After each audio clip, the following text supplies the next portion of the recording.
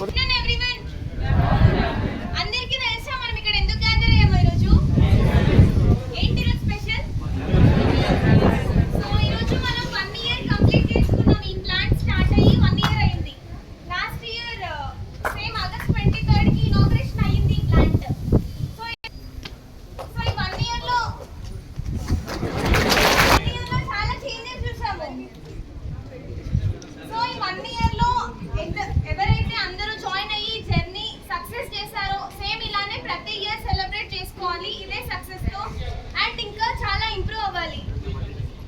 Main గా basic discipline in shop floor and production day by day month on month చాలా improve అవుతుంది. ఇంకా improve అవ్వాలి.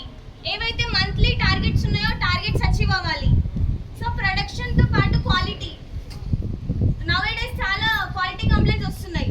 So just production చేసామా అయిపోయిందా అన్నట్టు కాదు. చేసే ప్రతి ఒక్క మీటర్ ఎలాంటి డిఫెక్ట్ లేకుండా పాస్ అవుతేనే 100% ప్రొడక్షన్ చేసినట్టు. పర్ షిఫ్ట్ 3000 అచీవ్ చేసాము. బట్ అందులో 100 డిఫెక్ట్స్ వస్తే వేస్ట్.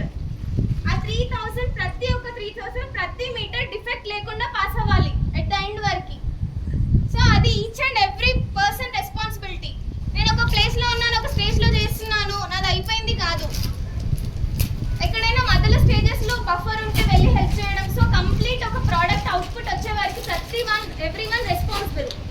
మంచి ప్రొడక్షన్ నెంబర్స్ అచీవ్ చేసి విత్ క్వాలిటీ అచీవ్ చేస్తే మనకు కూడా మంచి జాబ్స్ అండ్ ఇంకా ఏమైనా రిక్వైర్మెంట్స్ ఉన్నా కానీ కంపెనీ ఫుల్ఫిల్ చేస్తుంది. సో మన బేసిక్ మనకు శాలరీ ఇస్తున్నందుకు మనం చేయాల్సిన జాబ్ ప్రాపర్గా ఫుల్ఫిల్ చేయాలి. సో అది చేశాక మనం ఇంకేమైనా రిక్వైర్మెంట్స్ కానీ రిసోర్సెస్ కానీ అడిగితే ఇస్తారు. And as of